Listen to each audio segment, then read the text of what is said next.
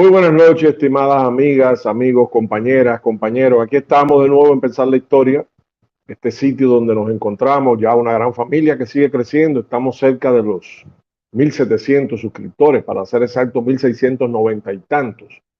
Pero a la vez que sigue creciendo, la familia se sigue cohesionando. Está más unida que nunca. Y eso es muy buen síntoma, porque aquí no solamente venimos a intercambiar sobre historia, sino a intercambiar sobre temas humanos de interés general. Claro, priorizamos la historia. Nuestro espacio se llama Pensar la Historia y tiene un objetivo que es abordar hechos, sucesos, figuras, personajes de la historia de Cuba, República Dominicana, el Caribe, América Latina y el resto del mundo desde una óptica de pensamiento crítico y complejo. Estamos, por supuesto, continuando nuestra serie Revista Bohemia, Portadas para la Historia. Hoy nos toca la primera quincena de abril de 1960 y es la parte de la serie número 91. Estamos casi al arribar a las 100 emisiones o 100 directas sobre la historia de Cuba a través de la, bueno, también del mundo, porque hemos abordado aquí de todo. Y hoy vamos a ver noticias internacionales en Bohemia, en esta primera quincena del 60. Les damos la más cordial bienvenida, como siempre. Tenemos el miércoles preguntas y respuestas, el viernes vamos a tener seguramente un invitado, y así vamos desarrollando el plan que nosotros mismos nos hemos trazado para hacer más o menos estos encuentros. Así que sin más, querido amigo cartero, adelante para los saludos.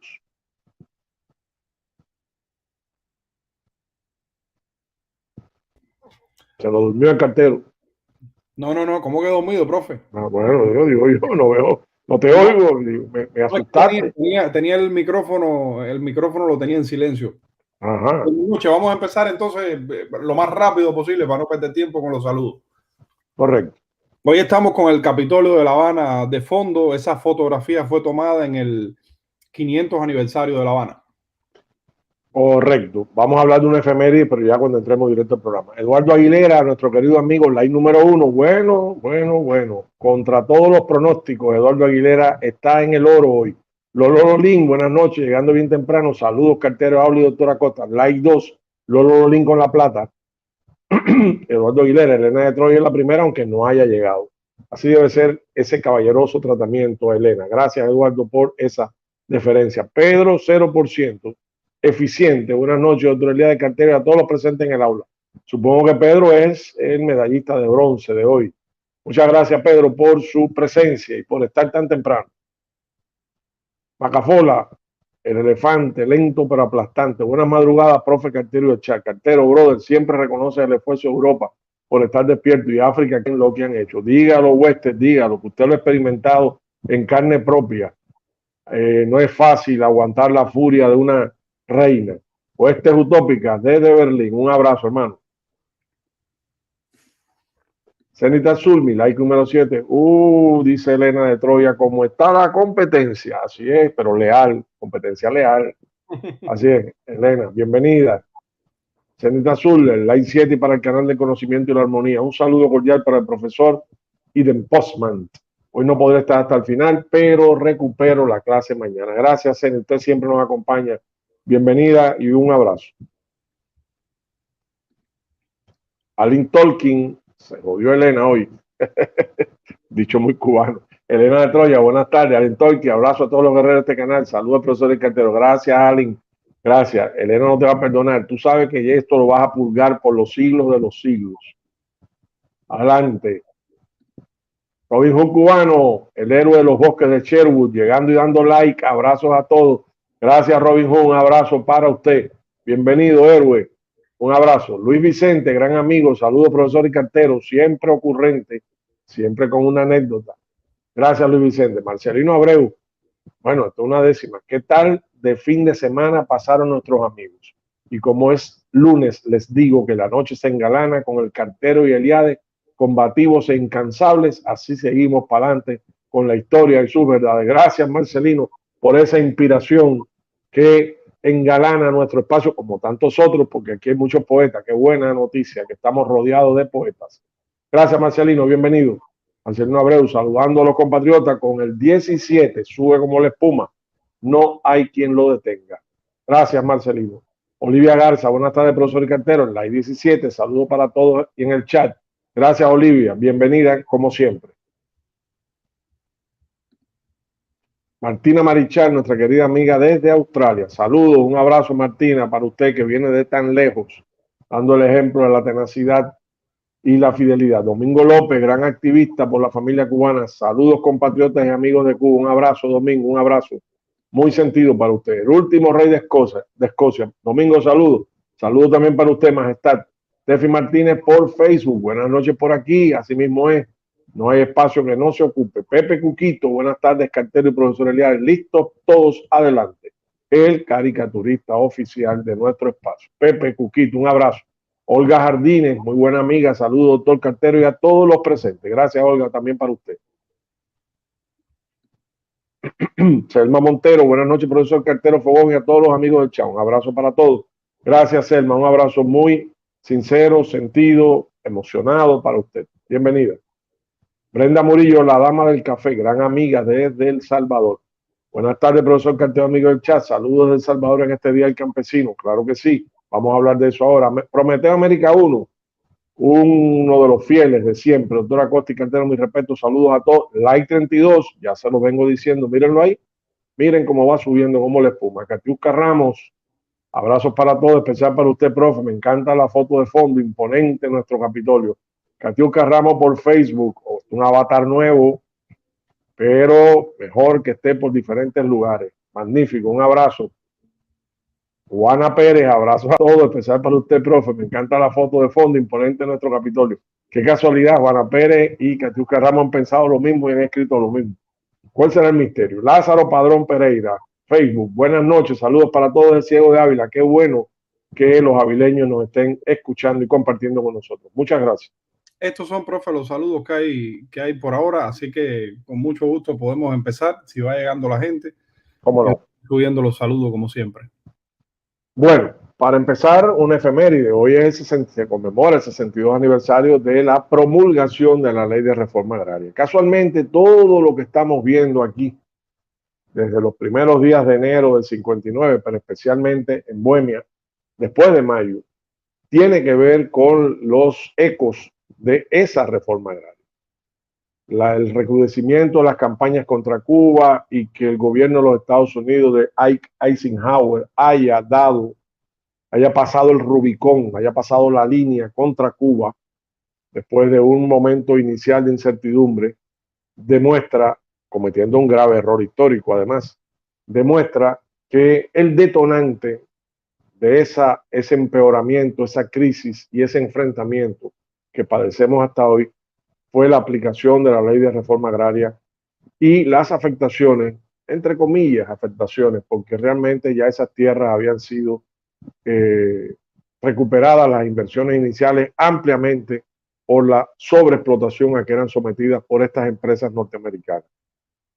De hecho, muchas de ellas eran empresas absentistas, es decir, que vivían de la renta que sacaban sin poner a producir o alquilando la tierra o enajenándola temporalmente para vivir de esa renta. Por lo tanto, no había ningún interés en un desarrollo orgánico, sistémico de Cuba basado en sus riquezas agrícolas. Era sencillamente una propiedad a explotar. Entre dos aguas, buenas noches, Paco de Lucía, entre dos aguas. David Soto León, buenas noches, profesor Eliades, abrazo.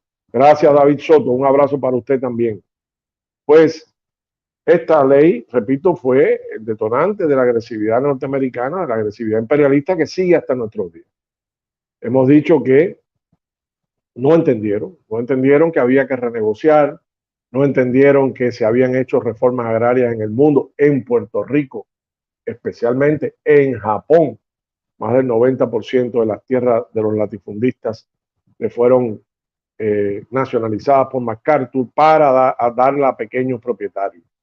Y todo eso se olvidó, más que se olvidó, se ocultó a la hora de arremeter brutalmente contra Cuba y su proyecto revolucionario con el pretexto de las afectaciones de las nacionalizaciones de tierra, producto de la reforma agraria.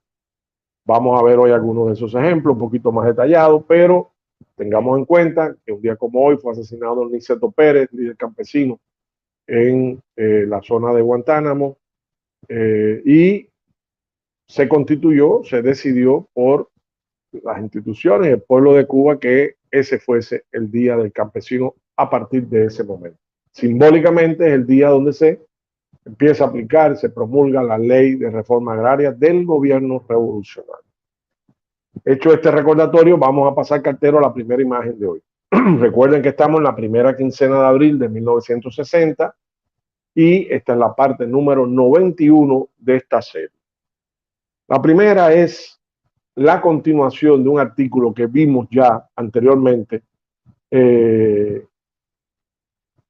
Dice Prometeo América, doctor, esas tierras de los latifundios estadounidenses fueron adquiridas a precio de gallina flaca. No solo eso, Prometeo, las adquirieron a precio de gallina flaca, pero además declararon para no pagar impuestos que casi no valían nada. Y después que la revolución les intervino, entonces vinieron llorando diciendo que valían muchísimo más, que no les habían pagado, pero mientras estuvieron estafando al fisco cubano y estuvieron burlándose de las leyes cubanas, no pasaba nada. Bueno, esta es la segunda parte de este artículo de Cubillas, recuerdan, el corresponsal de Bohemia en Nueva York, que se titula un encabezado bastante efectista. Yo conocí al hombre que secuestró a Galíndez. Bueno, pues en efecto, recuerden que él había, en la primera parte, había dicho que había sido contactado por un personaje de apellido Martínez Jara, llamado El Cojo, o conocido El Cojo, de origen español, que había sido un guardia de seguridad republicano en la embajada española en París, que había defalcado un dinero, llevado prisionero para ser sometido a juicio a Barcelona, pero que la propia marcha de la guerra impidió que se le sentenciara, y parece ser que escapó pasando al lado franquista y traicionando, por supuesto, los ideales que se supone compartía como funcionario de la República. Entonces este señor reaparece luego aquí en el Caribe, reaparece en una supuesta cárcel haitiana, contactando a Cubillas en Nueva York mediante una carta para que, estamos hablando del año 54, 55, para que Bohemia hiciera una campaña por su liberación. Buenas tardes, profesor, dice Azote de Gusano. Cartero, Fogón y demás compañeros llegando. La asistencia, cartero, ten la mano ahí alineada, porque te están reclamando la asistencia. Bueno, este señor escribe a Cubillas, el corresponsal de Bohemia, le pinta una serie de cuentos, de cosas que después se verificó que eran absolutamente falsas, para tener una especie de leyenda como una víctima y perseguido de Trujillo para poder llegar a Cuba, llegar a Nueva York y poder empezar a hacer o cumplir los planes y las órdenes que le había dado Trujillo. Cenita Azul hace un aporte. Elena, antes que comience a despeinarte, ya conocen los despeinados de Elena. Gracias, Cenita Azul, por su aporte y ese comentario simpático. Bueno, este señor Jara, recuerden que la vez anterior dijimos que es el que secuestra directamente a Galíndez y lo entrega a unos policías norteamericanos cómplices que lo llevan hasta un pequeño aeropuerto en las afueras de Nueva York. Ahí lo está esperando, está drogado, está narcotizado Galíndez, Jesús de Galíndez. Recuerden el profesor que habíamos hablado varias veces, que fue profesor de la Academia Diplomática y Consular de República Dominicana, fue profesor del hijo de Trujillo, de Ramfis, y que a partir de ahí, bueno, aquí está Chus Gómez Álvarez, la gallega, si a día no nos visitaba, hace un aporte a nuestro programa. Saludiño, profesor Cartero, amigo del canal, y también al susodicho, que no puede faltar nuestro saludo. Un abrazo, Chus, y al susodicho. Bueno, pues les decía que Jesús de Galíndez era un vasco, nacionalista y también republicano, estuvo en la guerra civil, cayó en un campo de concentración francés tras participar en la evacuación hacia Francia de las tropas. De ahí llega a República Dominicana, es un hombre muy hábil, un abogado, escritor, brillante, hombre muy activo, de mucha simpatía. Aquí se hace enseguida de una posición, es contratado como asesor jurídico en el Ministerio de Trabajo para negociar con una huelga que hubo en el año 46, azucarera, y eso provocó que fuera la huelga. Al final los líderes, algunos fueron asesinados y Galíndez decidió entonces salir del país, huir de aquí, de República Dominicana, hacia Estados Unidos, bajo el pretexto de que era nombrado funcionario en la representación del gobierno vasco en el exilio ante la ONU, y que a partir de ahí él tenía necesidad de estar en Nueva York. Le permiten salir, y cuando le permiten salir, saca también a través de la valija diplomática de la embajada norteamericana una serie de documentos sobre el régimen de Trujillo que él había venido acopiando en secreto para, aquí está Elena de Troya, hacerse miembro de una manera más de ayudar al canal. Hay diferentes niveles ajustados a su bolsillo. Like y compartir. Gracias, Elena, por la ayuda. Alin Tolkien también está ayudando en este momento a nuestro canal. Lo de Europa vamos a la vanguardia. Dice que ya le compré los tickets del metro a usted y al cartero. Vale, eso es más interesante, buena noticia. Vamos a esperar que se normalice esto y que el cartero termine de vacunarse, porque yo creo que el cartero está atrasado con la vacuna. Ya yo me puse la primera, ahora me toca a fines de mes la segunda. Bueno, les decía de Galíndez. Galíndez llega a Nueva York, ya desde la estancia en República Dominicana era agente del FBI, informaba al FBI sobre los falangistas españoles en República Dominicana y sobre los comunistas. Eran los intereses del FBI.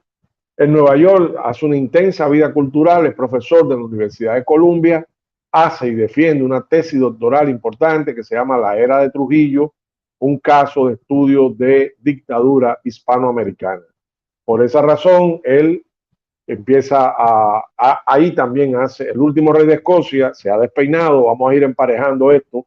Su majestad nunca se queda atrás, las arcas reales siempre responden en el momento preciso.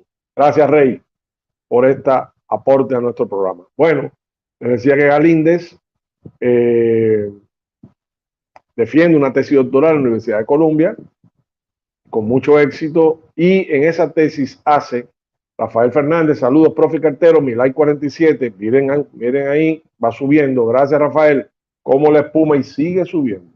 Entonces, aquí estando en Nueva York, en el propia tesis doctoral hace alusiones personales a Trujillo, de que Ramfis Trujillo, su hijo primogénito y su eventual sucesor, no era hijo de él, sino de un oficial cubano que estuvo aquí en República Dominicana de apellido Dominici. Trujillo no jugaba con esas cosas. Él podía admitir una crítica política, pero cuando se inmiscuían con su extraordinario ego, su soberbia, su autosuficiencia y su dignidad enloquecida, ya él decretaba la muerte. Y aquí ocurrió por ambas cosas, por la parte política, pero también ocurrió por la parte personal o lo privado, que fue violado por Galíndez. Y realmente Galíndez comete un error, no solo por la venganza de Trujillo, sino porque lo personal y lo familiar no hay que mezclarlo con la política. Eso es un ámbito muy privado y eso debe respetarse. Debe respetarse. La comuna no está muerta, entra y hace un aporte a nuestro programa. Muchas gracias, la comuna, un abrazo. Robin Hood, cubano, voy a mí, hace su aporte. El héroe de los bosques de Sherwood se acaba de despeinar. Seguramente su majestad y Elena de Troya contribuyeron a su entusiasmo. Palmar, saludos compañeros de habla, profesor y monitor. Gracias, Palmar. No se olvide de dar el like para seguir subiendo como la espuma. Bueno, les decía, estimadas amigas y amigos, que allá en Nueva York, el largo brazo de Trujillo, que no era la primera vez que golpeaba en Nueva York, que golpeó antes de Galíndez y golpeó después de Galíndez, como golpeó en Cuba, como golpeó en México, como golpeó en Venezuela, como golpeó en Puerto Rico, como golpeó en Aruba. Sus venganzas eran venganzas sin frontera. Y por esa razón fue secuestrado, llevado en avión, una avioneta, a República Dominicana por un piloto norteamericano, torturado después de Montecristi al norte, donde llegó el avión, la avioneta fue recogido en otro avión por un piloto dominicano, en este caso de la Fuerza Aérea de confianza, Tabito de la Maza, y luego entregado a Trujillo aquí en Santo Domingo. Lo cierto es que nunca apareció Galíndez y que su causa, sobre todo debido a la cantidad de muertos que empezaron a caer alrededor del caso para no dejar huellas de ningún tipo, hizo que la novia del piloto Gerald Lester Murphy, el norteamericano que lo trajo hasta, que fue contratado para eso y lo trajo hasta aquí, hasta Montecristi, la novia le informó a un representante de apellido Porter, que era muy famoso en la época, que su novio estaba desaparecido en República Dominicana y que ella sospechaba que estaba muerto porque su novio le había confesado que él había participado en una operación de secuestro de un profesor en Nueva York y llevado a República Dominicana a Trujillo. Fue desaparecido Gerald Murphy, no hubo otros participantes, Tabito de la Maza fue asesinado, el Martínez Jara, el cojo, desapareció, la mujer, la amante de Martínez Jara, que estuvo en Nueva York y que participó en la operación, dio a luz en República Dominicana un hijo y a las 2 semanas fue asesinada. En fin, una venganza típica de la mafia de no dejar ningún testigo vivo para que pueda declarar. En este artículo específicamente, Cubillas da continuidad a la historia, donde la dejó anteriormente. La vez anterior la dejó a él cenando en el restaurante de Nueva York, La Barraca, y pagando Jara con un rollo de billetes de dólares de 100 y de 50. Manejaba mucho dinero, era evidente. Y lo invita a su habitación para devolverle el importe de unas llamadas telefónicas que él hizo a Puerto Rico, a su amante, Gloria Viera, Ana Gloria Viera, para pagarle a Cubillas, que había pagado unos $30 por las llamadas internacionales. Entonces, Cubillas no le gusta tener que ir a un lugar donde lo podían emboscar, porque no confiaba mucho en este personaje, pero accede a ir y allí el cojo Jara le enseña unos documentos que según él son documentos interceptados por un espía llamado Félix Hernández, que es el mismo, ese es uno de los nombres que el propio cojo usaba. Félix Hernández había enviado sobre la penetración de Trujillo en Cuba, en el área del Caribe, y los nombres supuestamente de todos los agentes de Trujillo en Estados Unidos. Cubillas se muestra receloso, no dice que él no se dedica a esos temas, él sabe que el brazo de Trujillo es largo, y este señor Jara le dice, no importa, porque de todas formas Gloria, que está al llegar de Puerto Rico, va a traer más documentos y habrá cosas de interés para Bohemia. Este artículo tiene, si ven arriba, a la derecha arriba, hay una libreta de notas abierta con una foto, bueno, una copia de la libreta, que es la libreta de notas del piloto Murphy, y aparecen los nombres de Galíndez, Jesús de Galíndez y Germán Ornes, sin explicación. Jesús de Galíndez y Germán Ornes. ¿Qué importancia tiene eso? Eso incrimina directamente a Murphy, y eso además delata a quienes contrataron a Murphy para eso.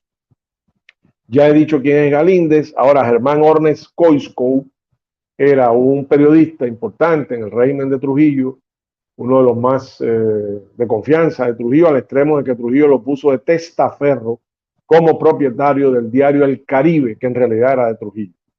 Era un hombre de confianza cuando hacían falta editoriales, por ejemplo, cuando triunfa la revolución, cuando se está en el diferendo con Batista, Germán Coisco y Ramón Marrero Aristi, que era un periodista también importante, que dirigió el Ministerio de Trabajo en un momento determinado, la Secretaría de Trabajo en un momento determinado aquí en República Dominicana, y que fue asesinado por Trujillo en el año 59, supuestamente por una traición, y después se fingió, como era de esperar, como la mafia hacía, un accidente automovilístico. Pues este Germán Ornes, repito, junto con Marrero Aristi, que eran los más conspicuos periodistas de Trujillo, entre otros, pero eran los más importantes, los que les daban a escribir editoriales importantes en un momento como cuando se empezó la campaña contra Batista, en el año 56. Y este Germán Ornes parece que desertó, o bueno, parece no, desertó, pero las causas no me han quedado claras. Hay quien afirma que fue porque se quedó con un dinero de Trujillo, que Trujillo le había dado para ciertos sobornos en una reunión de la CIP, la Sociedad Interamericana de Prensa, donde él asistió, creo que en Estados Unidos. Y otros dicen que en realidad había defalcado en el Caribe y que se consideraba que podía ser descubierto y puso pie en polvorosa. Se fue. A partir de ahí, Trujillo le montó una campaña brutal de desprestigio, donde lo tildó hasta de narcómano y de estafador, ladrón, en fin.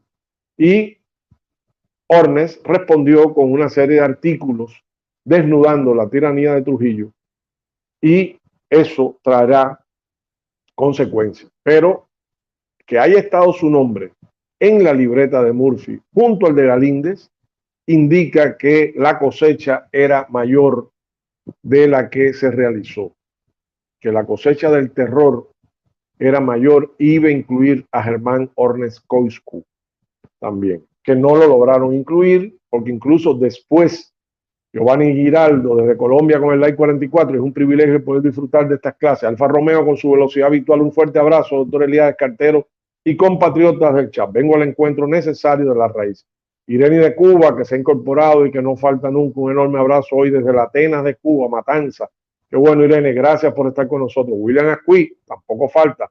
Buenas tardes, disfrutamos del mejor programa que hay en las redes, somos afortunados. Like 47, sigue subiendo. TV Panda, profesor, buenas noches, y a los demás hermanos y hermanas del chat. Gracias, TV Panda. Vikingo Rojo, gran amigo, Like 49, un abrazo, doctor y cartero. Qué bueno tenerlo de vuelta, Vikingo, con su hacha. El niquereño, buena noticia, si nos acompaña. Saludos, profesor y cartero. Tarde, pero seguro. Aquí está el niquereño, buen amigo. Bueno, les decía que en el artículo de Cubillas sobre el secuestro de Galíndez, dice que cuando entró a la habitación, Jara sacó una pistola 38 y dos cámaras alemanas de alta definición para la época. Y dice que él nunca se separaba, que esos eran sus instrumentos como espía y que él nunca se separaba ni de una ni de otra. Pero que además él tenía un banco, le muestra una libreta de banco en Puerto Rico donde él tiene depositado $20,000. Es de pensar que formara parte de los honorarios de la traición y del crimen a que se vería, con el que se vería relacionado muy pronto. Dice que siempre andaba con $2,000 o $3,000 arriba, por si había que huir o había algún lío, el poder siempre solventar el escape. Incluso a los pocos días, que ahí no pasó nada, Cubillas receló, le dijo, no, yo no voy a escribir nada sobre eso, eso lo hará seguramente la redacción, vamos a mandarle toda esa documentación a Quevedo, dueño de UM, y él sabrá lo que vaya a hacer.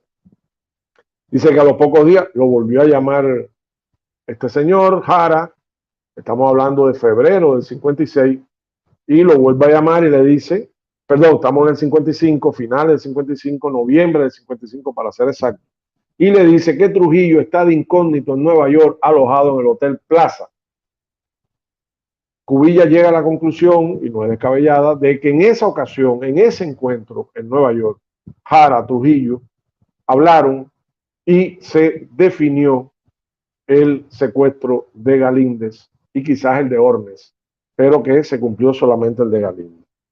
Dice que en próximas visitas a la barraca donde él iba a menudo, se topó de nuevo al Cojo Jara, allí disfrutando de la música que el pianista, al cual él le daba buenas propinas, un pianista cubano, para que tocara canciones que le gustaban, sobre todo el Ecuona.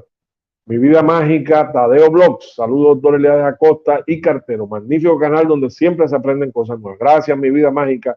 El Capitán Infante, qué buen amigo, gracias por estar aquí. Saludos, profe, aquí con usted. Gracias, capitán, a sus órdenes. Pues le decía que disfrutaba la música, y con Ana Gloria Viera, que había acabado de llegar de Puerto Rico. Ya le dije su trágico final y no se sabe nada, nadie menciona el trágico final que uno puede suponer del hijo de ambos. No se sabe, no, la historia no recoge por desafortunadamente. Dice que lo llama un escritor cubano que se llama Max Batista, radical en Nueva York, llama a Cubilla y le dice que hacía pocos días Galíndez, antes de su desaparición, había leído en el Círculo de Escritores y Poetas Hispanoamericanos, CEPI, de Nueva York, una de las instituciones que él promovía mucho, un capítulo de su novela ridiculizando al régimen de Trujillo. Aquí yo hago un paréntesis. Ustedes recuerdan que yo dije que a la par de la tesis doctoral de Galíndez, había también en su habitación, en su apartamento, una novela inconclusa que un periodista cubano que entró al mes de ser secuestrado y fotografió el interior del apartamento, supongo que sea, de apellido Caparrós el periodista, supongo que sea sobornando a los guardias del lugar porque es un apartamento que estaba en investigación, porque el periodista no puede entrar, romper la cinta que seguramente tenía la policía y no podía entrar así como Pedro por su casa. Y de pronto Caparrós entra, toma la foto y hace un artículo que Bohemia publica. Estoy hablando, claro, el secuestro fue en marzo, 12 de marzo del 56. Este artículo se publica en el 60, pero en cualquier momento, en cualquier caso, se publicó aquel de Caparrós en el 56. Por lo tanto, estaba todo muy reciente. Y dice que en efecto había una novela que tenía, en vez de decir Ciudad Trujillo, se llamaba Ciudad Alfaro, y el tirano no se llamaba Trujillo, se llamaba Alfaro. Pero todas las familiares de Trujillo tenían un nombre y eran tocados en la novela, de manera satírica, ridiculizándolos a todos.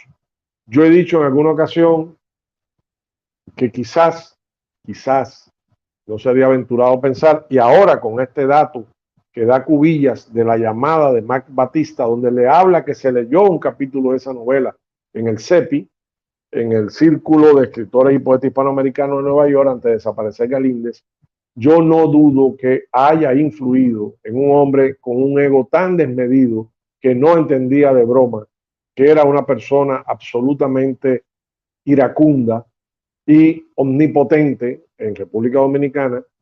No dudo que lo que haya desatado la furia, en vez de la tesis doctoral, más que la tesis doctoral, es el ridículo a que lo exponían con una novela.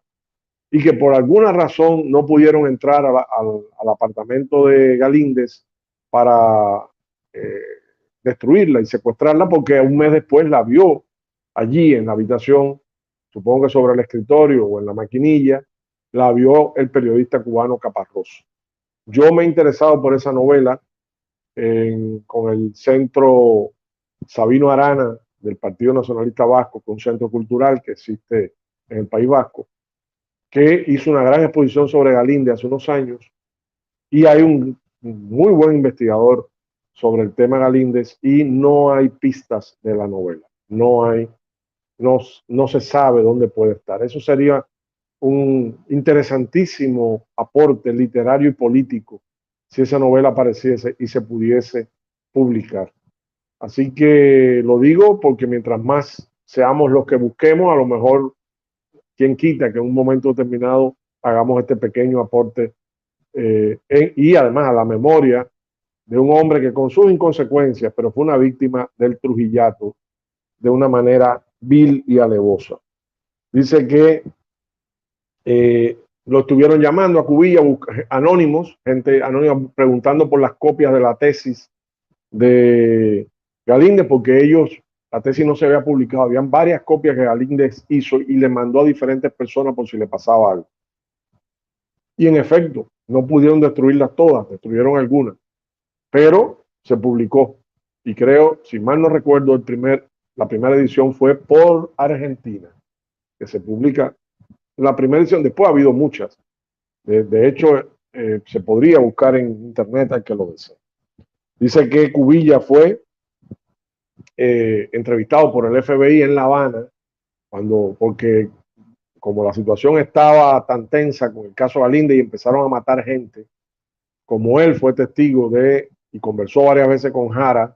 Recuerden que Jara trató de atraer una emboscada a Quevedo en Miami para secuestrar a Quevedo también. Recuerden que Quevedo era un niño terrible a los ojos de Trujillo y que había que vengarse porque era el que más se burlaba de él en las caricaturas y en sobrenombres como Chapita, etcétera. que crearon una animadversión muy personal, muy especial, un encono de Trujillo hacia Quevedo. Quevedo no cayó en la trampa, por supuesto, pero hubo el antecedente que querían atraerlo a una emboscada. Entonces, cuando esa situación se da y se pone tan tensa, pues Quevedo le ordena, como dueño de Bohemia, el director le ordena a Cubillas que regrese a La Habana y se mantenga en bajo perfil hasta que se vea qué pasa con el caso Galindo y no regrese por ahora a Nueva York.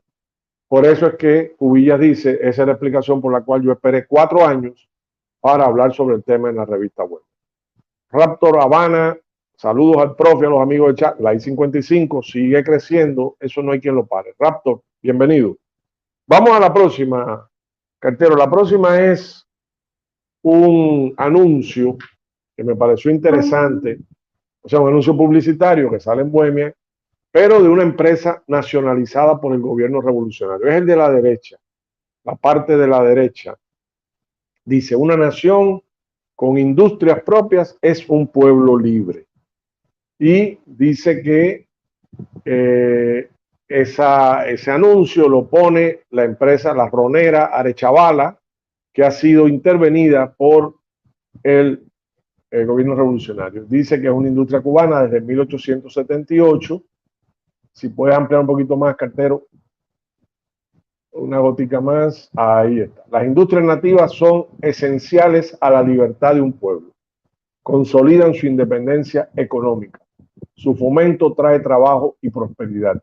Y su producto fundamental, fuera ya del orden material, es la confianza de un pueblo sin miedo, seguro de su destino. Arechavala S.A.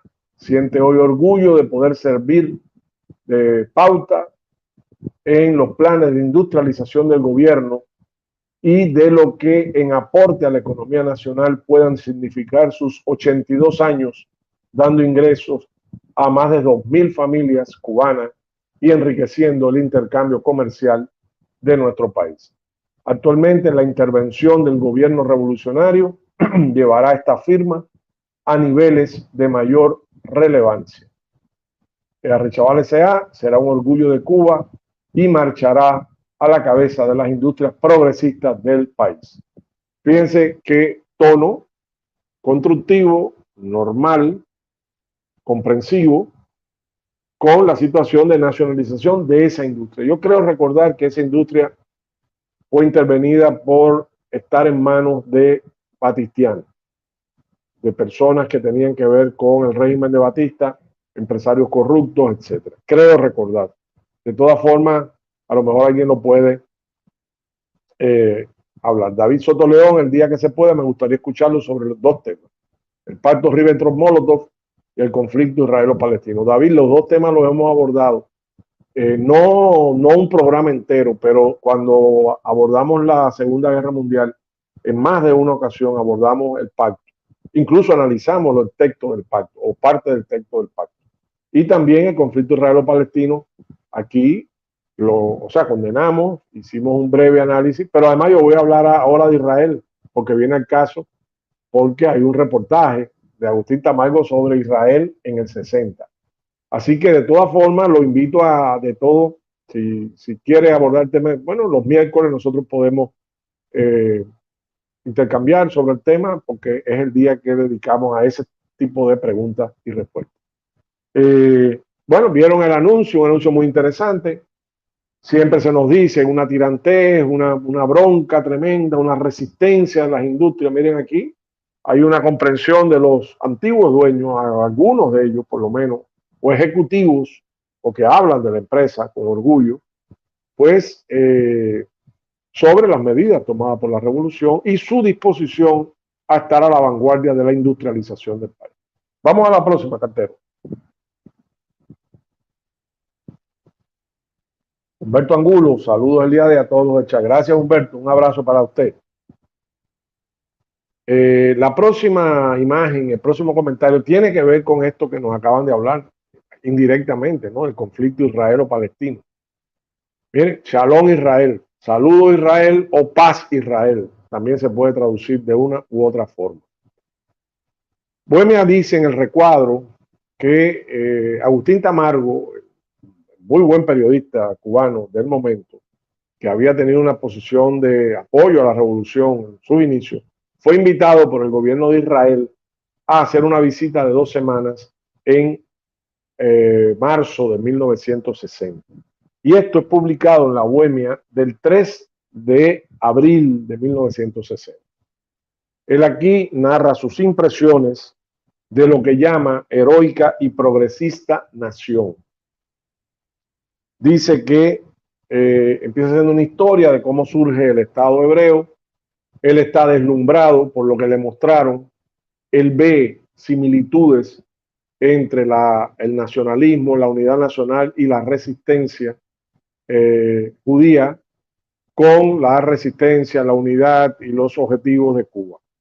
Claro, la historia se ha encargado de deslindar los campos, porque si bien es cierto que hay muchos puntos de contacto en la forma en que se han aglutinado los pueblos para los objetivos nacionales, no estoy ahora cuestionándolo, también es cierto que la deriva que ha tenido el sionismo al frente del Estado de Israel, que no es todo el Estado judío y que no es, además, no representa a todo el pueblo de Israel, ha terminado en lo que está pasando en Gaza hoy y en otras zonas de Palestina. Es decir, ahí no hay nada de heroico, ahí no hay nada de respetable. Hoy, ahí ya no hay nada de dignidad, ni de paz, ni de ejemplo para el mundo. Lo que hay es repudio mundial, horror ante las víctimas civiles, 126, 130 aviones de los más modernos del mundo bombardeando una franja que no tiene defensa antiaérea y que no tiene ejército regular, con artillería, con tanques, con aviación. ¿Qué de heroico, qué de grandioso, qué de digno tiene eso? Y los pretextos de autodefensa no se compaginan con lo que se está haciendo en respuesta. Aquí dijimos, y yo lo reitero, que cualquier civil, máximo niños, mujeres, ancianos no combatientes, que sean víctimas de disparos de guerra de cualquiera de los bandos en pugna, es inadmisible y es además repudiable. Pero tampoco eso nos sitúa del lado del agresor contra el agredido, porque esa respuesta de Hamás a la violencia israelí está basada en décadas de humillaciones, robo de tierra, palizas, torturas, asesinatos, bombardeos. Yo publiqué en Twitter, en el 2014 ellos hicieron la última operación de esta magnitud en Gaza, incluso por tierra, que aprendieron la lección y no se lanzan por tierra porque prácticamente tuvieron que salir huyendo cuando los tanques y las tropas avanzaron ante las bajas. Pero en el 2014 mataron casi 500 niños, casi 200 mujeres, más de 300 ancianos, muy eficaces matando infelices, indefensos. Por eso lo que fue Israel, lo que Agustín Tamargo puede haber visto en el 60, en la estela de la simpatía mundial por el pueblo judío tras la barbarie del holocausto nazi, estaba quizás en alguna medida, era comprensible, si no se tenían todas las claves del conflicto, porque esto venía desde mucho antes. Hubo terrorismo judío que incluso volaron un hotel completo donde estaba la autoridad inglesa, que era la encargada de administrar estos territorios en nombre de la ONU. Y violaron después la resolución de la ONU, el mandato que recibió Inglaterra en el 48, donde decía que había que crear 2 estados, uno árabe palestino y uno hebreo, judío. Eso fue violado absolutamente hasta el presente. Entonces, lógicamente, ahí hay una situación en la cual hay una exasperación, hay desesperación. Han llevado a un pueblo al límite de su paciencia, al límite de su resistencia. El Hotel King David, exacto, la comuna, gracias a la comuna. Pues todo esto no se puede borrar de un plumazo. Agustín Tamargo, y se lo digo con todo respeto, por su artículo de 1960. Usted vio, escuchó y tomó nota de lo que le contaron, pero no tomó nota lamentablemente, de lo que no le deben haber contado y lo que estaba escondido bajo la alfombra, que es esta sórdida historia. Incluso la Declaración de Balfour de 1917, donde por primera vez la monarquía británica reconoce que acepta un hogar judío en esta zona de Palestina, dice, sin menoscabo de la religión, la cultura, las propiedades, la tierra, etcétera, de las otras comunidades que viven en la zona, sin menoscabo. Díganme si lo que ha ocurrido, lo que está ocurriendo es sin menoscabo. Digo, para cambiar la percepción que tengo del idioma español. Rapto La Habana, en su fundación, el Estado israelí fue progresista, había un Estado agresor y genocida. A eso me refiero, Rapto. Me refiero que incluso los kibbutz eran de inspiración socialista. Son unas granjas militarizadas que tienen ellos que todavía existen. Incluso Tamargo reconoce que el Partido Comunista Israelí, que era muy fuerte, estaba representado en el Parlamento, en el Knesset. Claro que contó con las simpatías del mundo, pero nació, ya desde que nació expulsando a 750.000 palestinos de su tierra. Palmar, doctora Costa, su opinión del protocolo de los sabios de Sion. Absolutamente falso, Palmar. Eso fue una operación de la inteligencia rusa, zarista, para justificar los pogroms, las incursiones, los asesinatos, los, digamos, ataques continuos, linchamientos a la población judía en la Rusia zarista. Eso ya ha sido desmentido, hay mucha literatura sobre eso. Es una de las falsificaciones históricas más famosas y más que tuvo mayores consecuencias negativas, porque hablaba ahí de un gobierno mundial judío clandestino, secreto, en el cual, por ejemplo, los médicos judíos mataban a sus pacientes que no eran judíos para ir acercando el momento del triunfo de la causa. Los empresarios explotaban a los trabajadores en exceso. Los bancos hacían préstamos usureros para quebrar la economía occidental, cristiana, etc. Pues todo esto enrarecía la atmósfera y llevaba leña al horno del antisemitismo, las persecuciones, y para justificar también las persecuciones de comunistas. Eso también estaba incluido dentro de los planes de la Ajrana, que era la inteligencia zarista, y que todo indica fue la autora de los protocolos, que tampoco son originales. Son una versión del diálogo creo que de Montesquieu y Voltaire en el infierno o algo de eso. Es una obra que circuló en Francia en el siglo XIX, en el XVIII, perdón, principios del XIX, que se titulaba así, Diálogo en el infierno, creo que de Voltaire y Montesquieu. Y de ahí la tradujeron, le quitaron, le pusieron, lo adornaron, pero cumple más o menos el mismo esquema, que es como un diálogo. Así que otra falsificación, otro mito, otra manipulación de la historia para esconder inconfesables objetivos. Aquí, como yo le decía, sí, en efecto, al principio tuvo mucha simpatía. La Unión Soviética reconoció el Estado de Israel. Yo recuerdo en Cuba la embajada israelí. Recuerdo su bandera flotando. Estuvo hasta el año 73. Cuando la guerra del 73, Cuba rompió relaciones, pero la recuerdo. Y Tamargo invitado, no es casual, porque Tamargo era un hombre muy cercano al gobierno revolucionario cubano en ese momento. Y no es casual esa invitación.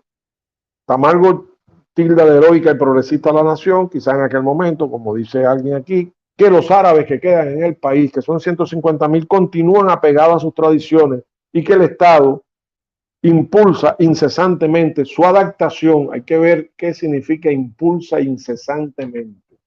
¿De qué medios se valía el Estado para impulsar incesantemente a una población originaria de la zona que se tenía que incorporar por el impulso incesante del Estado sionista al progreso? ¿Qué entender por progreso? Hay mérito en desnacionalizar, desculturizar, quitar la identidad a una población para incorporarlo al progreso. ¿Qué es el progreso? Hagámonos todas esas preguntas desde el pensamiento crítico. Y dice Agustín Tamargo, los árabes en Israel gozan de todos los derechos políticos. o que tengan una representación en el Parlamento que puede ser manipulada. Ustedes saben cómo se compran y se manejan los votos en este mundo democrático. Pues ya era muestra de que gozaban de todos los derechos políticos. Dice Tamargo, la incomprensión lamentable de algunos dirigentes árabes mantiene en estado de tensión a dos pueblos que aman la paz, el judío y el árabe. Fíjense cómo se equipara agredido y agresor ya desde los inicios. El israelí es democrático por naturaleza, posee pasión en la defensa de sus ideales, sean religiosos o patrióticos, pero no trata de imponérselo a los demás. La colonización ilegal, la destrucción de viviendas y cultivos palestinos, la invasión de tierra, la represión brutal, eso no es imposición. No sé si en el 60 se aplican los métodos, pero lo que estamos viendo es todo eso. El israelí, ya lo dije. Temas discrepantes en el mundo político que él percibió: los refugiados árabes, la seguridad social, la política exterior, sobre todo en condiciones de la Guerra Fría. Él dice que el sionismo empezó a emigrar para crear el hogar judío hacia la Tierra Santa desde 1900, donde habían ya 20 comunidades comprando tierras. Incluso crearon una especie de banco para depositar dinero que daban los judíos más ricos y poder irle comprando las tierras a los árabes palestinos. Dice que empezaron en 1900 con 20 comunidades, pero ya en 1914 ya habían 85 comunidades. Lógicamente, eso fue creciendo hasta la situación presente. Usted puede ver un mapa de lo que eran las tierras palestinas en el 48 y lo veo hoy y es ridículo. Prácticamente ya no queda nada. Dice que aunque el judío es muy judío, no ignora que Palestina es la cuna y cruce de tres importantes religiones. Fíjense si no lo ignora, que la represión cuando en medio de Ramadán, en los alrededores de la mezquita de Al-Aqsa, en Jerusalén, fue el detonante de esta situación, porque hubo decenas y decenas de heridos, una represión brutal a fieles religiosos que estaban allí y que quizás en medio de la multitud seguramente se lanzó alguna consigna, se levantó alguna bandera, nada para arremeter con esa violencia brutal que solemos ver en los noticieros, que se respetan y son decentes, cada vez son menos, de la represión israelí, o la represión, no diría israelí, sionista, contra el pueblo palestino. Fíjense qué interesante, este artículo tiene dos partes, pero es una loa. Esto es un artículo, esto es un ejercicio de relaciones públicas o de soft power del gobierno israelí, buscando esto. David Soto León, Israel en julio-agosto del 14, 2.200 personas asesinadas en 20 días, 550 de ellas niños y niños, decenas de miles heridas y mutiladas. Gracias, David Soto León, por los datos del horror que son testimonio irrefutable. Todo lo demás es cuento de camino. Cada uno de esos nombres es una acusación sangrante y palpitante contra los agresores. No hay ninguna justificación para ello. Vamos a la próxima. Eduardo Aguilera, ¿vendían sellos para comprar tierra en esa época? Yo llegué a comprarlo. Interesante, Eduardo. A lo mejor si un día nos lo muestra, nos manda la foto, sería un detalle histórico que agradecería. Vamos a la próxima, Cartero. El misterio de Playa Menéndez. El misterio de Playa Menéndez. Bueno, Playa Menéndez es una pequeña playa que era privada antes de la revolución, que está entre Matanzas y Las Villas. Incluso para llegar ahí había un terraplén de 16 kilómetros, una zona muy aislada. Allí habían unas casitas deshabitadas que el dueño de la playa las alquilaba en el verano a la gente que quería pasarse una temporada allí.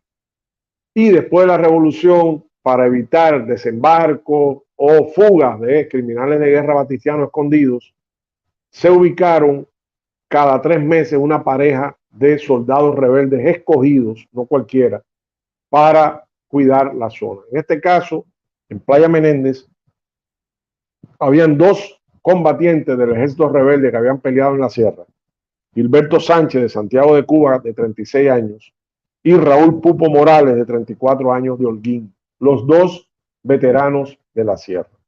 Por la edad se ve que el mando militar rebelde, incluso las rondas que hacían jefes rebeldes, o sea, del ejército rebelde por la zona, demuestran que se cumplía la vigilancia de la zona y del territorio.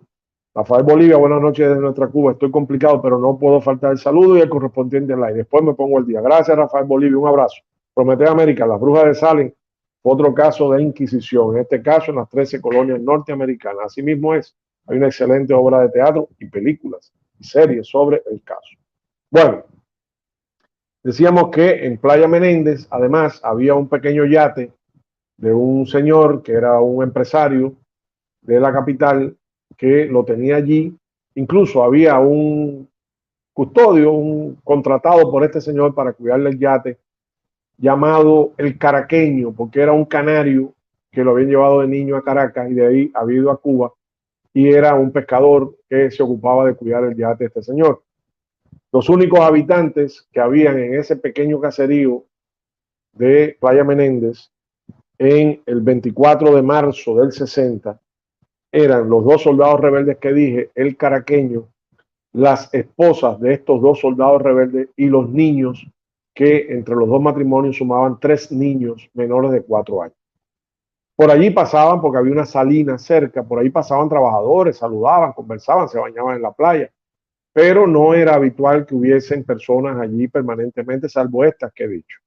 Bueno, en la tarde del día 24 de marzo del 60 pasa un auto con unos hombres y unas mujeres hacia la playa. Entre semanas, 5 de la tarde, una cosa rara, pero llegan a la playa. Quiero adelantar, estos eran 6 hombres, en realidad no había ninguna mujer, habían hombres disfrazados de mujer, que se supone sean asesinos de la dictadura de esa zona, que se pusieron pañuelos en la cabeza y se pusieron pelucas y se maquillaron para que no los conocieran, porque debían de ser conocidos por los campesinos de la zona. Allí el yate Chelito 3, cuando llegan estos hombres, había un soldado rebelde nada más en ese momento en la zona, Raúl Pupo Morales. El otro estaba un poquito más alejado, montado a caballo, porque había ido a cambiar el caballo cerca, porque el otro estaba enfermo, para poder hacer las rondas. Y estando en el caballo, estos hombres le disparan, lo hieren, cuando cae, lo rematan a puñaladas. La mala entraña no tiene solución, compañeras y compañeros. El asesino batistiano es asesino batistiano hasta el final. Pues estos hombres asesinaron a este hombre de 34 años que estaba cerca de su esposa y una niñita que tenía, y se adueñan de la lancha, rompen una ventana de una de las casas donde había una planta eléctrica que tenía algo de combustible,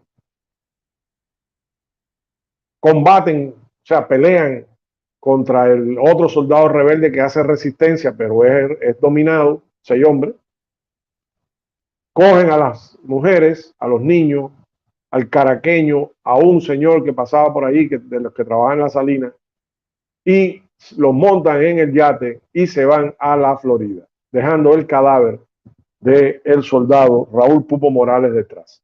Esto pasó en Tarará, esto ha pasado muchas veces en Cuba. Y después vienen y nos hacen cuentos de camino y nos traen versiones que son rocambolescas de las cosas. Un hombre que estaba cumpliendo su deber es asesinado, ni siquiera es neutralizado. Pues. No, es asesinado con tal de que estos canallas puedan escapar de la justicia revolucionaria. Tuvieron 22 horas en el mar, llegaron a la Florida, desembarcaron los criminales, recibieron asilo en Estados Unidos, por supuesto, y dejaron desamparados en la playa a esas personas llevadas como rehenes cobardemente a la Florida. Bueno, pues allí el cónsul cubano los mandó por vía aérea hacia Cuba y regresaron para encontrarse una familia destrozada por la muerte de el cabeza de familia, el soldado rebelde Raúl Pupo Morales. Un gesto más inamistoso de los Estados Unidos, dando asilo a criminales de guerra y criminales, secuestradores, piratas marítimos, porque así se conceptúa en la ley. No pasó nada. Al contrario, supongo que han recibido un generoso asilo, entrenamiento y lo hayan devuelto a lo mejor en alguna de las incursiones, si tenían valor para volver a Cuba, de los grupos piratas y terroristas. Vamos a la próxima, cartero. La próxima es la sección entre paréntesis. Elena de Troya dice, hoy es el día de la hipertensión también. Bueno, a cuidarse, a cuidar la sal, a tener un estilo de vida y alimentación sana. El día del campesino y el día de la comunidad LGTB y demás letras que no me sé. Sorry, no se preocupe. LGTB, lo entendemos perfectamente. Miren cuántas cosas hoy debimos de tener. Dice la comuna, feliz día del campesino y el día mundial contra la homofobia y la transfobia. Bueno, son luchas. Telemilla 90, saludos mi gente. Alejandro Peñalver, buen amigo. El Mariel también en el 94. Supongo se refiere a Alejandro Peñalver a asesinato para huir en una lancha o algo así.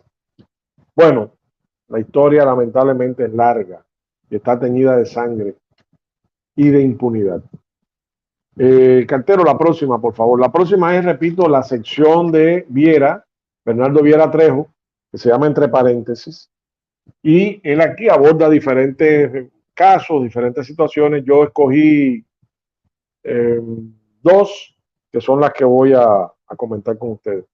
Dice, burlándose, dice Viera Trejo, gobierno en el exilio, gobierno contrarrevolucionario en el exilio. Y dice que cuando se produce la huida de los batistianos, el presidente electo, entre comillas, en la farsa electoral del 58, Andrés Rivera Agüero, va al exilio a los Estados Unidos, primero pasa por aquí, por República Dominicana, y mantiene en sus manos la representatividad constitucional, una burla de cubana. Alejandro Peñalver, ese fue el caso del coreano que vino en la brigada 2506. Sería bueno algunos datos, porque no sé si ese coreano será, que podría ser el mismo coreano al que se refirió Maslesnik, que fue entrenador militar de los expedicionarios del Granma y fue también entrenador militar de los priistas que aquí, bajo el amparo de Trujillo, se entrenaron contra Batista en la base de las Calderas, la base naval de las Calderas. No sé si ese mismo caso. Peñalver, sería muy bueno, un poquito más de datos para ver si redondeamos el caso. Bueno, dice que de manos de Rivera Agüero pasó la presidencia, oigan eso, que democrático, como quien entrega un bulto de ropa a mano de Núñez Portuondo, que estaba en el exilio. Núñez Portuondo, Emilio Núñez Portuondo, hijo del general de la Guerra de Independencia, Emilio Núñez, jefe del Departamento de Expediciones en la oficina del Partido Revolucionario Cubano en Nueva York, pero que a su vez era un médico importante en Cuba, fue el contrincante de Prio en las elecciones que le dieron el triunfo a Prio para iniciar el mandato en el 48. La Dagoval, saludos, doctor Elías Cartero Fogón, y a todos los participantes. Gracias por esta excelente oportunidad de conocer la verdadera historia de Cuba y parte del mundo. Felicidades por este proyecto. Gracias, La Dagoval. Adelante, un abrazo.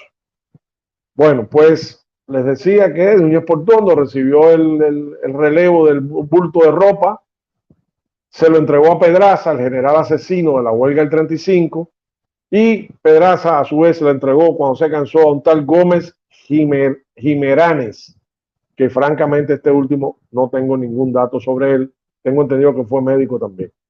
Fíjense cómo estaba la contrarrevolución, que se pasaba la papa caliente de la representatividad constitucional, que según ellos se fue de Cuba con ellos, lo cual es una burla, por supuesto. William Ascuy debe ser el chino, uno de los asesinos que huyó del país asesinando un custodio de un yate.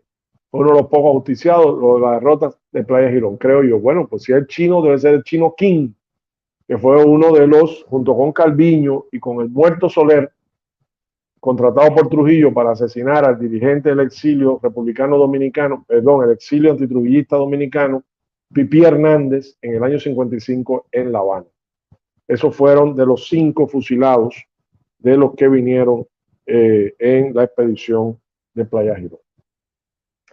Otro dato que pone entre paréntesis digo nuestro porque vieron la opinión que también tenía de él como buen periodista, Masresnik, de Bernardo Viera Trejo. Dice, en mayo del 60, el gobierno revolucionario ataca a la prensa yanqui vendida a los intereses imperiales. La prensa yanqui ataca a Fidel. El PSP, Partido Socialista Popular, ataca a Conte Agüero, era anticomunista. Conte ataca al PSP. Pardollada ataca a Conte. Tony Barona ataca a Prio y Prio ataca a Tony Barona. Algunos estudiantes atacan a Cubela y Cubela ataca a esos estudiantes. Los ricos atacan a los pobres y los pobres atacan a los ricos. Y termina el comentario de Viera diciendo, nada de eso daña la buena marcha de la revolución. Pero Batista se debe estar frotando las manos radiantes de gozo al ver que cuando debía haber una unidad monolítica, habían pequeñas divisiones entre todos los factores de la vida social de aquel momento. Por último, hay una imagen ahí, ustedes la ven, de Gamal Abdel Nasser, presidente de la República Árabe Unida, que era Siria y Egipto, y dice que Cuba, después de la visita de Roa, que aquí leímos en extenso la crónica de Roa tras la visita a Egipto, y el apoyo de Egipto a la Revolución Cubana y a una conferencia para fundar los no alineados que se iba a hacer en septiembre del 60 en La Habana, pues Cuba en medio de esos convenios le vendió a Egipto azúcar cubano a 2 centavos la libra, un precio preferencial por la amistad, por el apoyo, etc. Y que una nota de prensa sale que dice que Egipto le vende a su vez a Marruecos ese azúcar a 3 centavos la libra. Dice Viera Trejo, Gamal Abdel Nasser tiene el derecho de vender o revender lo que ha comprado, pero nos perjudica el derecho de Gamal Abdel Nasser. Está haciendo un llamado de atención de que para el consumo de Egipto, que es lo que estipulaba el convenio, pues sí, pero no para sacarle una ganancia sin el permiso de Cuba. Parece que no había permiso de Cuba y eso se critica en esta sección de Bernardo Viera Trejo titulada entre paréntesis. Vamos a la próxima, cartera. La próxima también un artículo de política internacional. La próxima es que Bohemia reproduce un artículo de una revista italiana contra el apartheid de Sudáfrica. Fíjense, 1960. 1960, la barbarie racista en África del Sur. O sea, Cuba explica lo que es el apartheid, o sea, Bohemia explica a través de este artículo italiano al lector cubano la barbarie, la indignidad, la vileza de un régimen racista, violento, fascista, se puede decir también, como era el del apartheid sudafricano. Aquí, Macafola quizás después, por alguna vía, le interese, porque vive allí, le interese esta temprano denuncia de Italia y de Cuba, porque por eso se publica en la Bohemia, contra el apartheid sudafricano en una fecha tan temprana como el 3 de mayo del 60, que es la fecha en que sale esa, 3 de abril del 60, que es la fecha en que sale este número de Bohemia. Vamos a la próxima, cartero. La próxima es una noticia que muestra cómo se ha ido, cómo el país ha ido armándose para tratar de evitar cosas como las de Playa Menéndez y estar preparado para una agresión mayor. Es un desfile de milicianos patria o muerte que se efectuó en la capital y que demostró que ya habían tropas milicianas entrenadas, preparadas, listas para actuar en caso necesario defendiendo la soberanía nacional. Ya para entonces, aquí, en abril del 60, ya habían armados y entrenados en todo el país más de 100.000 milicianos, sobre todo milicias campesinas. pero milicias también femeninas, milicias de diferentes edades, miembros de diferentes edades, todo, el único requisito era estar dispuesto a luchar por la soberanía nacional, por la independencia y por la revolución y por la reforma agraria, que a fin de cuentas ese era uno de los grandes temas del enfrentamiento de aquella época. Repito, en un año, prácticamente en menos de un año, si tenemos en cuenta el recrudecimiento de las agresiones norteamericanas a partir de mayo del 59, con la promulgación de la ley de reforma agraria, en abril, o sea, 11 meses, ya Cuba había tenido que dedicar recursos, hombres, tiempo, esfuerzo, dinero a armar y preparar 100.000 milicianos, sobre todo campesinos, para defender el país. Esas son las cuentas que luego no quieren sacar los que hablan de que no existe el bloqueo y de que no existe daño a la economía nacional producto de las agresiones norteamericanas.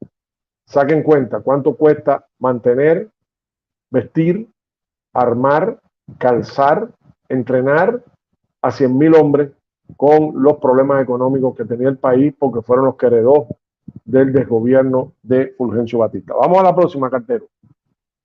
La próxima es una caricatura que yo usé para promover el programa de hoy.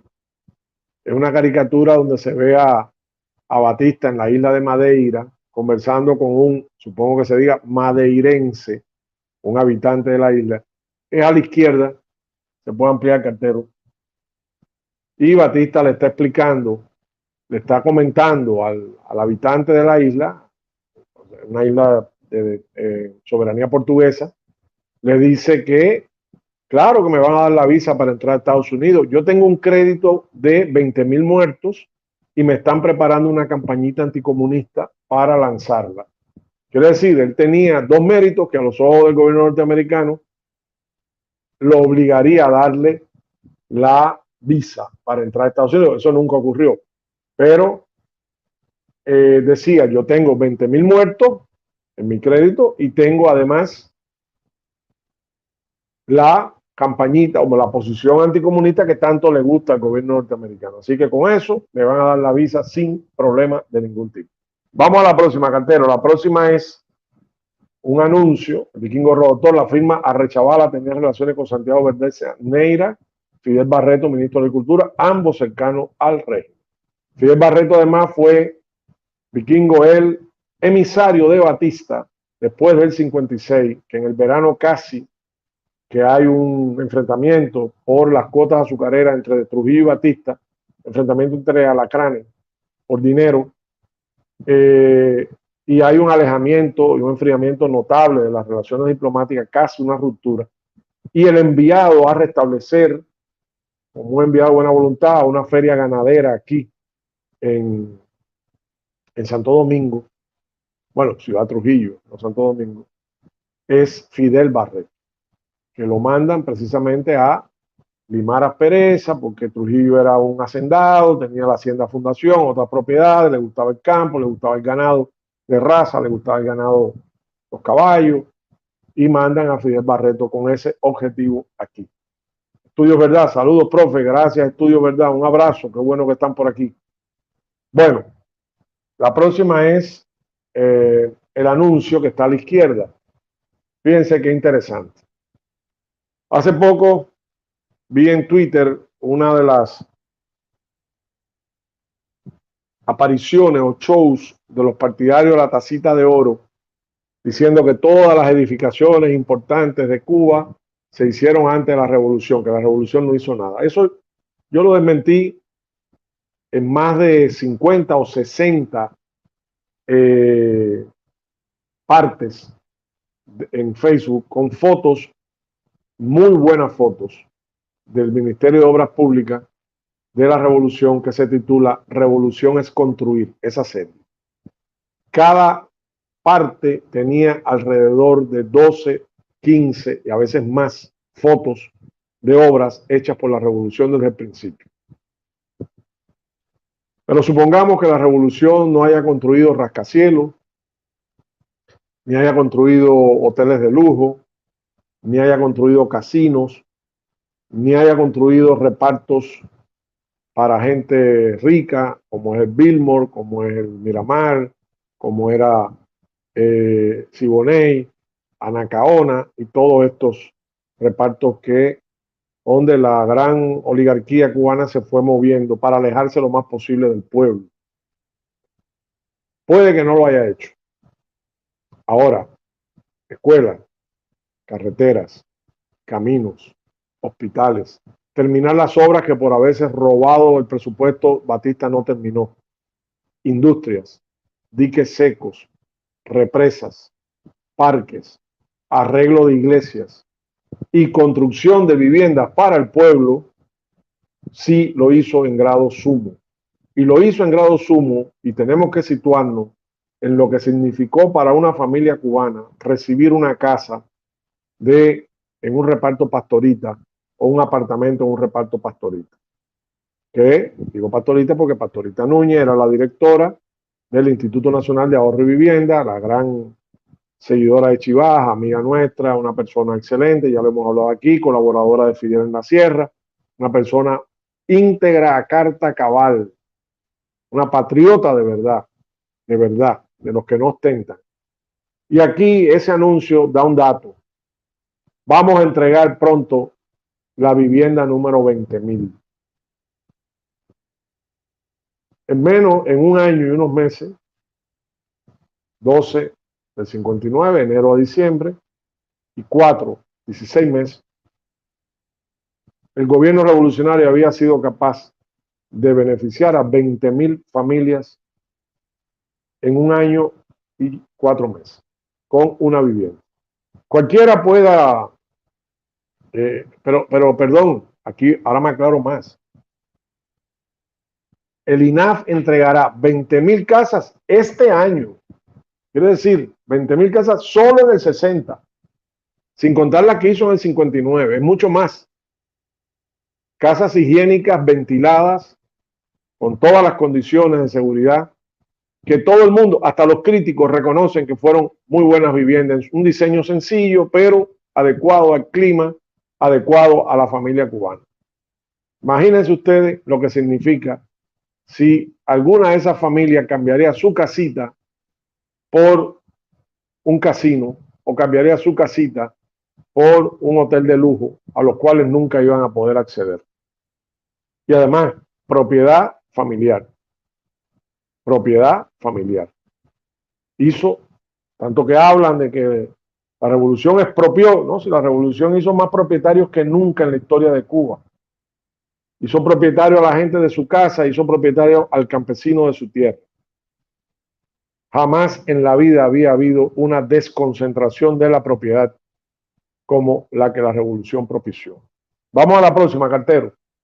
Entramos ahora ya en la bohemia del 10 de abril del 60. Recuerden que, bueno, el último rey de Escocia, 20,000 por 4, 80,000 personas beneficiadas, casi 100,000. Solo en ese proyecto del INAF, que habían otros proyectos.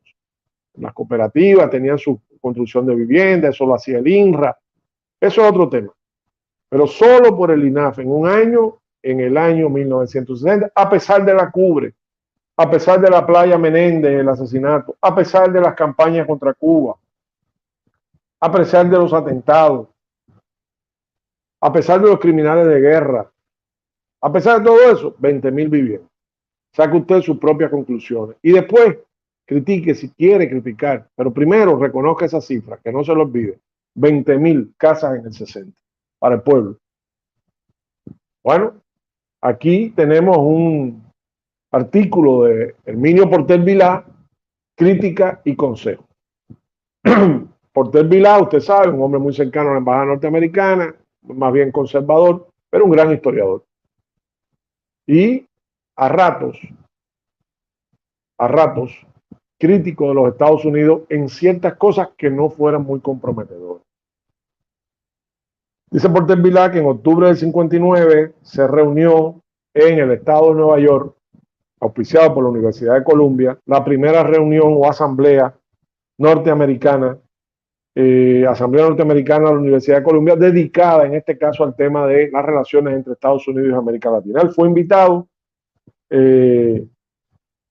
entre la delegación cubana. Dice que se invitaron 30 académicos latinoamericanos y 35 académicos norteamericanos. Que uno de los requisitos para invitar era que no se tratase de personas que fueran representantes oficiales, sino académicos independientes. Dice que allí se acordó hacer una nueva reunión sobre el tema de las relaciones de América Latina y Estados Unidos en Puerto Rico, y que él participó en esa reunión de Puerto Rico. El programa y la coordinación de la reunión fue de Herbert Matthews, el gran periodista del New York Times que entrevistó a Fidel en la Sierra y desmintió la calumnia batistiana de que había muerto en el desembarco del Grano. El otro organizador fue Frank Tannenbaum, profesor de Columbia, sociólogo, economista, historiador. Dice el propio Porter Vilá: antes fue de izquierda, hoy es conservador. Dice que la reunión tuvo una pequeña introducción de Matthews con un documento que tenía 14 párrafos, 6 de los cuales estaban dedicados a Cuba y la situación creada entre Cuba y Estados Unidos.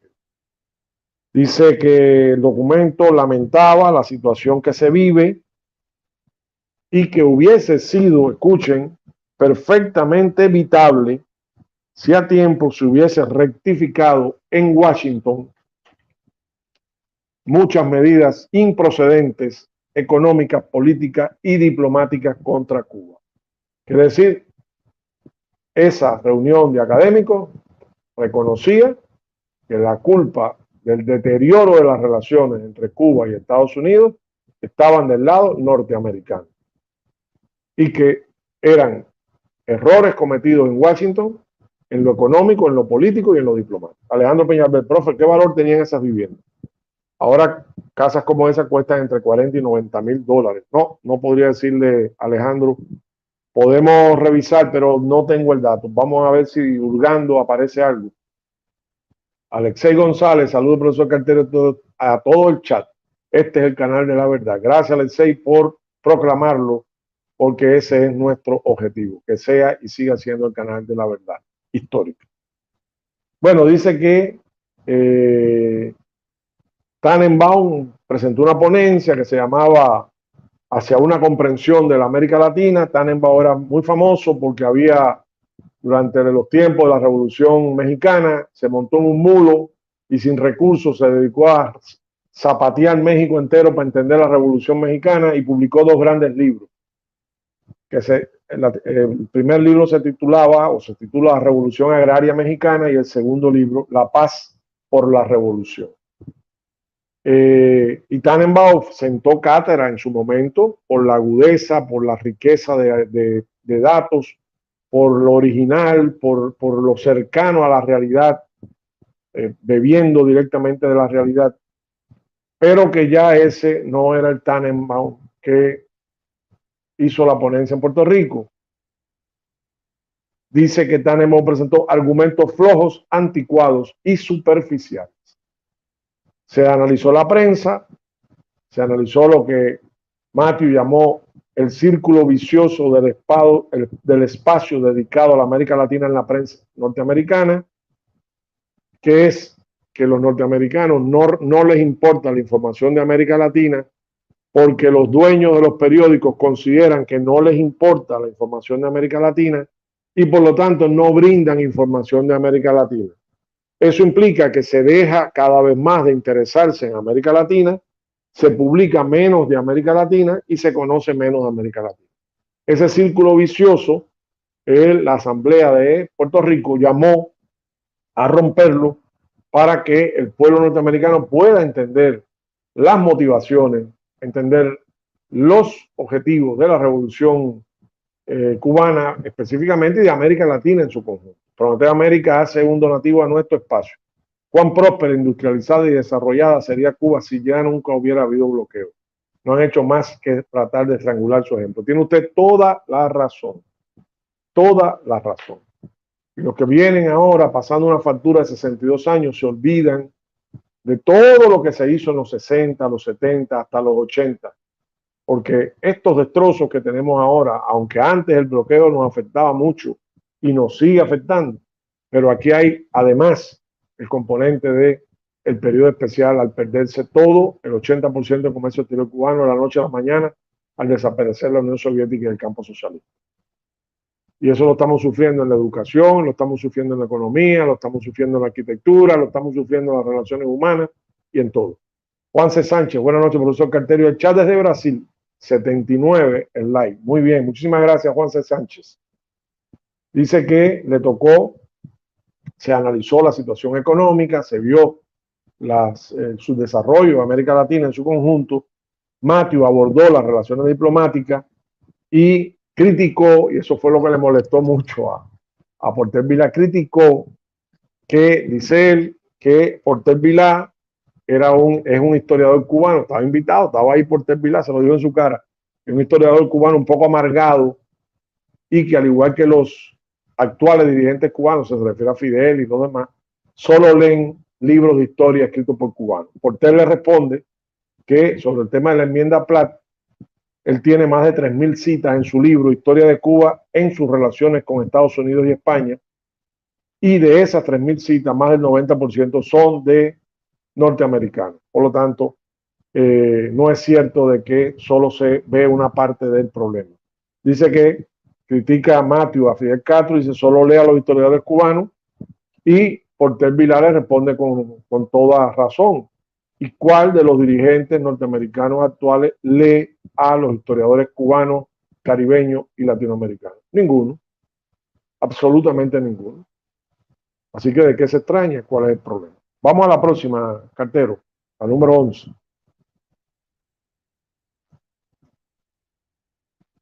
Bueno, la número 11 es un artículo muy interesante de un escritor norteamericano llamado Carleton Beals, que se titula Primer año de la Revolución Cubana. La Revolución de Cuba, el primer año.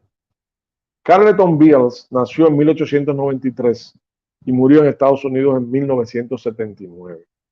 Él tiene un gran libro que yo siempre he revisado, no solamente por su prosa y por sus datos, sino también porque tiene la fotografía, la ilustración o las ilustraciones son del gran fotógrafo norteamericano Walker Evans, que estuvo en La Habana con él y publicó en el año 33 Carleton Beals con imágenes de Walker Evans, publicó El crimen de Cuba contra la dictadura machadista. Él tuvo que esconderse, fue perseguido, este hombre era antiimperialista. Carleton Beals ha sido olvidado con toda manipulación y toda alevosía por los círculos de saber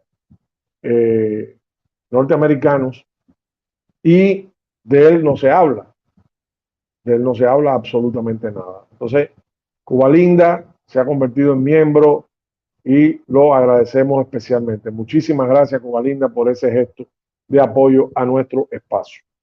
Bueno, les decía que este hombre era antiimperialista, estuvo vigilado y perseguido por el FBI, era amigo de Manuel Azaña, que fue presidente de la República Española, y publicó en el año 58 un libro que no conozco, pero que voy a buscar, que se titula América Latina, Mundo en Revolución. Parece que sería sumamente interesante ver las opiniones de Carleton Beals en el año 58 sobre los cambios 58, 59 que están teniendo lugar en América Latina y a los que considera una revolución. Por cierto, acabé de publicar hoy en Facebook la última parte, lo hice en 4 partes, del libro de Jean-Paul Sartre, Huracán sobre el azúcar, que como ya he explicado, recoge 16 artículos escritos tras la visita que realizara en marzo de 1960 a Cuba, acompañado de la escritora, filósofa, feminista francesa también, Simone de Beauvoir. Se lo recomiendo. Está dividido en 4 partes, tiene imágenes de la visita y les adelanto que van a sentir un inmenso orgullo y mucha satisfacción al ver a través de los ojos privilegiados de un hombre de esa altura ética, moral, filosófica, intelectual, la apreciación que tuvo de la Revolución Cubana. Yo dije que más adelante él se separa de la Revolución por el asunto o el caso Padilla, que también tiene mucha tela por donde cortar y que no viene el caso ahora para nuestro análisis en este momento. Quizás más adelante le dediquemos espacio.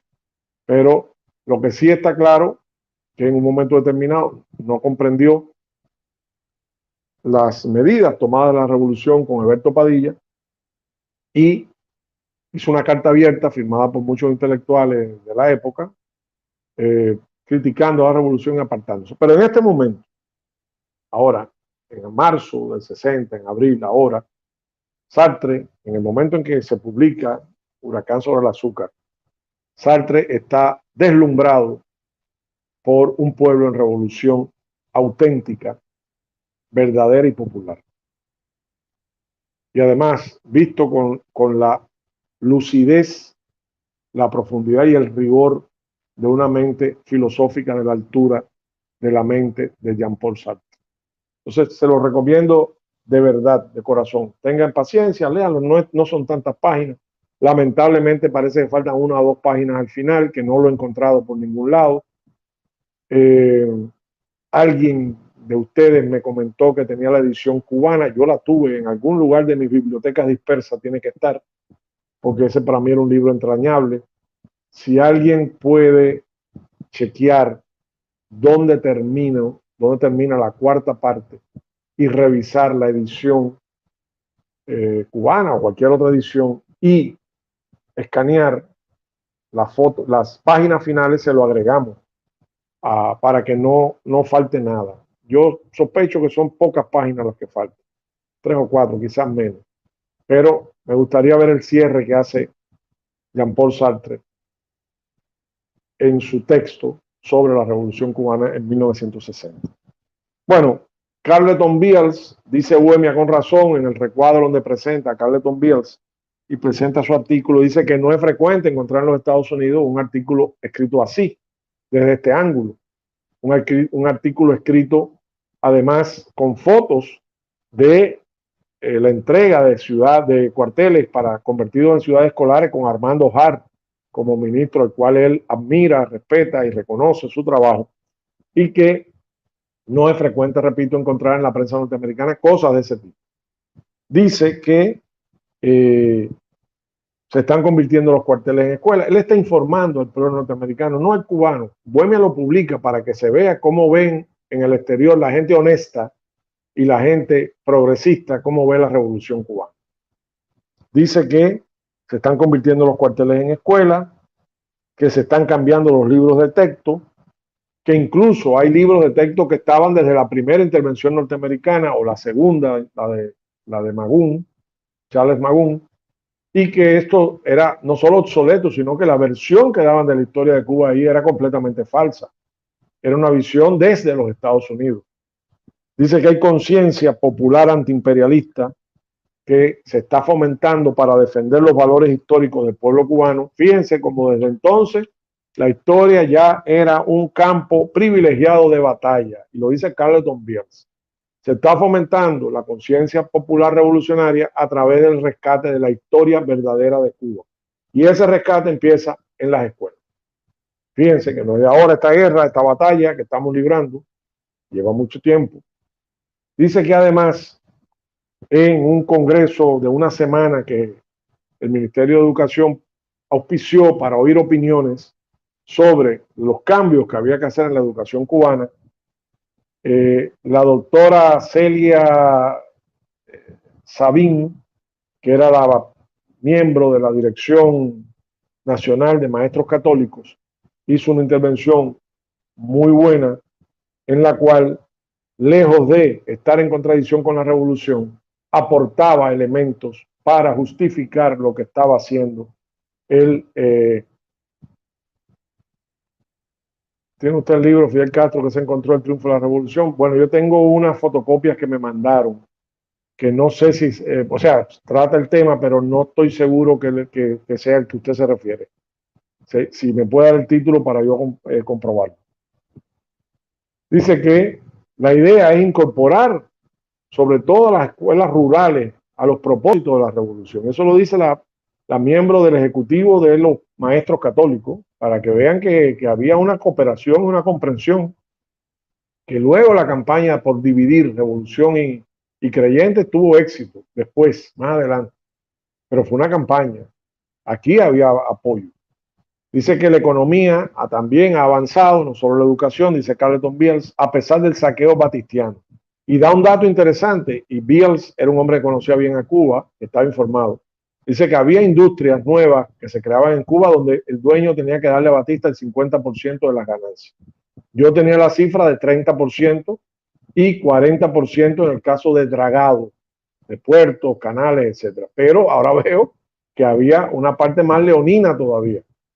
Carlito Marx, presente como siempre. Llegué tarde injustificadamente. La sanción del secretario docente me viene arriba. Carlito, tú no sabes el alma noble que tiene el secretario docente, que siempre es capaz de entender y perdonar a los alumnos, sobre todo si son tan interesados como tú. Así que no cuentes con la sanción, cuentas con la benevolencia del cartero. Bueno, dice aquí que en Cuba está paralizada en ese momento la afluencia de capital y de turismo, que el turismo daba en Cuba antes de la revolución 50 millones de dólares anuales, turismo norteamericano, pero que a pesar de los malos precios del azúcar en el 59, de que están yugulados los capitales norteamericanos, que se está desalentando que inviertan, y que el turismo ha escaseado producto de la campaña que hay de satanización de la revolución cubana en Estados Unidos, hay un récord económico asombroso por parte del gobierno revolucionario. Y dice que además se ha saneado por primera vez los gastos administrativos del aparato estatal y que se han aprobado sanciones muy severas para los malversadores. Que se ha producido un 30% de alza de los salarios y que el sueldo mínimo ha sido fijado en no menos de 65 pesos mensuales. A pesar de la desfavorable balanza comercial con Estados Unidos y a pesar de los impuestos altos a artículos suntuarios o de lujo, las reservas monetarias de Cuba en esos 16 meses de revolución o el primer año, él está hablando del primer año, o sea, los primeros 12 meses, ascendieron de 74 millones que dejó Batista a 135 millones, casi el doble. Y eso que se estaba gastando como nunca en obras sociales. Las reservas, 135 millones. Batista la dejó en 74 millones.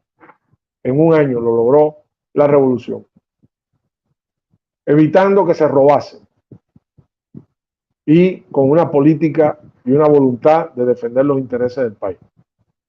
Dice que además las obras públicas avanzan, se está desecando la Ciénaga de Zapata, se repararon en tiempos récord puentes, carreteras, caminos, vías férreas, la reforma agraria busca recuperar la independencia económica y los Estados Unidos no tienen nunca una frase amistosa hacia Cuba mientras la tienen todos los días hacia Franco y Trujillo.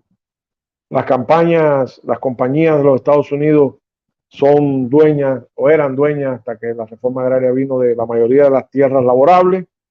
La propiedad extranjera sobre los servicios públicos implica que se destruyó el sistema local de libre empresa porque había un dumping con el dinero de cualquier empresa, no sé, la electricidad o el teléfono. No había forma de incursionar ninguna empresa cubana ni en una licitación o rivalizar o competir. Habían perdido de antemano, así que ese cuento de la libre empresa no se aplicaba donde hay monopolio. Y en Cuba eran monopolios norteamericanos. Y dice lo siguiente, y esto es un mensajito final, porque ya estamos cerrando, me sobran algunas imágenes, cartero, pero las dejamos para mañana. Un mensajito a los partidarios de la teoría de la tacita de oro, que, por cierto, Jean-Paul Sartre los deja sin pluma y cacareando. Yo voy aquí a leer un fragmento de Carleton Beals, hombre que conocía a América Latina entera, bien a Estados Unidos y muy bien a Cuba. Un fragmento de este artículo de Bueno. Dice, cito, la ciudad de La Habana, con su magnífico malecón y sus rascacielos, también es una ciudad de tugurios y pordioseros, de enfermedades y corrupción. Ni aún Nueva York tiene barrios de indigentes tan sórdidos. La mayoría de la población de la isla vive en la pobreza. No puede decirse que los dólares norteamericanos le hayan dado prosperidad o felicidad a la gran mayoría del pueblo cubano.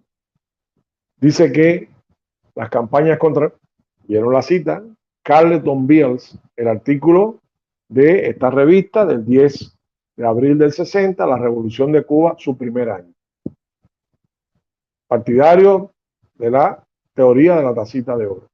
Lean, interpreten ese fragmento. Dice que los batistianos de Estados Unidos, la contrarrevolución está financiada por los batistianos, por los trujillistas y por las empresas norteamericanas. Lo dice claro. Yo agregaría ahí y el gobierno norteamericano, no solo las empresas. Dice que hay una similitud entre el sabotaje que se le está haciendo a la reforma agraria por parte de Estados Unidos al que se le hizo a la Revolución Mexicana cuando aprobó la reforma agraria por el embajador Monroe. Dice que el récord de Castro, ya final, en este primer año, está muy lejos de ser, como lo pintan en la prensa norteamericana, de ruido y furia. Cuba alcanzará las bases para lograr una verdadera democracia. Así termina el artículo de Carleton Beals, donde se hace un balance del primer año de realizaciones revolucionarias a partir del 1 de enero del 59. Hemos analizado una parte de la primera quincena de abril. Mañana seguimos con la primera quincena, un fragmento que nos queda y entramos en la segunda. Así que, querido amigo cartero, hasta aquí llegamos. No, profe, hasta aquí no llegamos. Mañana seguimos. Por hoy. Hasta aquí llegamos, por hoy. Profe, muchísimas gracias. Regresamos mañana, como siempre, a las 7:30 de la noche. Bueno, un abrazo para todos y todas. Muy buenas noches. Y mañana sin falta aquí para que el cartero no tenga que ejercer su misericordia y no tenga que desaprobar a nadie ni ponerle inasistencia. Un abrazo a todos. Buenas noches.